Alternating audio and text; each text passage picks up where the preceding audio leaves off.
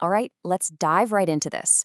We're talking about a story that sounds almost made up, how a company you probably know for its phones, well, they just completely turned the auto industry on its head with a car that honestly looks like it belongs in a totally different price universe. And really, it all kicks off with this one, frankly, shopping comparison. I mean, just look at this. On one side, you've got the Ferrari Purosangue, a $400,000 machine. And on the other, the Xiaomi YU7, starting at just over 35 grand.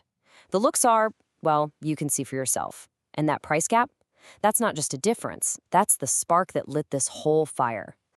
So this brings us to the huge question we're going to unpack today, right? How on earth does a company known for phones and smart gadgets suddenly drop the #1 selling car in the world's biggest car market? It's a wild story about performance, huge ambition, and yeah, a ton of controversy. Okay, so to really understand how they pulled this off, let's get into the numbers. We've got to see how this new kid on the block actually stacks up against the reigning champ, the car everyone's trying to beat, the Tesla Model Y. Now, what's super interesting here is just the raw size difference. You can see the U7 is bigger in almost every way, longer, wider, and that's not just for show, you know? That extra real estate translates directly into two massive advantages, a bigger battery and, of course, more room inside for you. It is heavier, but that's what you'd expect with a giant battery pack like that. And that bigger battery? Well, here's the payoff, a massive 519-mile range on a single charge for the base model. Now, full disclosure, that's based on the Chinese testing cycle, which is, let's say, a bit more optimistic than what we're used to in the US or Europe. But even so, that number is huge. It blows competitors out of the water and tackles the single biggest fear for any EV buyer head-on, range anxiety. But it's not just about how far it goes, right? It's about how fast you can get moving again.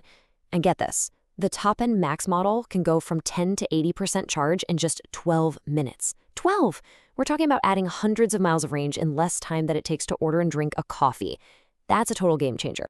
Okay, so here's the knockout punch.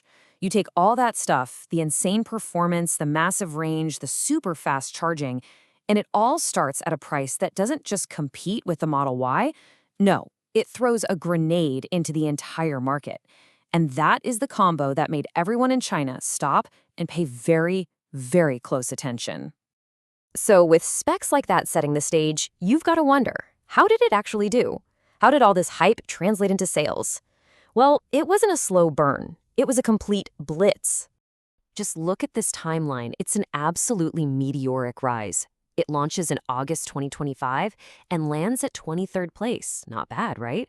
A month later, it jumps to 14th. By November, it's already in the top 10 at 6th place. And then, bam! January 2026, just 6 months in, it hits #1. Incredible. And it sealed the deal by selling almost 38,000 cars in that 1 month alone. I mean, to go from a total newcomer to the undisputed king of the hill in 6 months, that's the kind of thing you just don't see in the auto industry. It's almost unheard of. But of course, a rocket ship rise like that doesn't happen without stirring things up. This incredible success came with a huge, very public debate. And it all comes back to that design we looked at in the very beginning. So what does Xiaomi have to say about this? Well, their head of design frames it as a philosophical thing. He talks about creating emotional value, that special connection you have with a product. The argument is basically that the feeling the car gives you is what's really important, more so than if it happens to look like something else. The public, though, they weren't really buying the philosophy argument. They saw something a lot more direct. On Chinese social media, this nickname popped up almost instantly. Follow me. It's a pretty clever mashup of Fala from Ferrari and me from Xiaomi. It's funny, for sure, but it's also making a very pointed observation that the inspiration here is, well, pretty obvious. Online, though, people were way less subtle about it. Critics were not mincing words.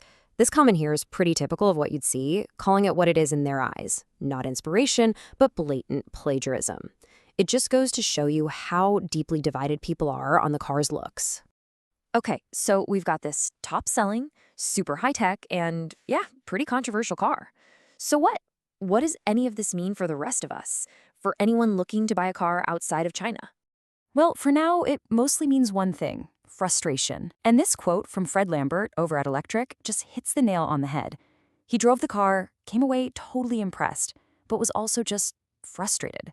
Frustrated because he knows that thanks to all sorts of protectionist measures, there's basically no chance he or anyone else in North America or Europe can buy one anytime soon. So let's just boil it all down. Why does this car matter so much? It's about getting supercar looks at a normal car price. It's about outperforming the big players on things that really matter, like range and charging. It's about conquering the world's toughest market in record time. And yeah, it forces this huge, uncomfortable conversation about innovation versus imitation. This isn't just another car.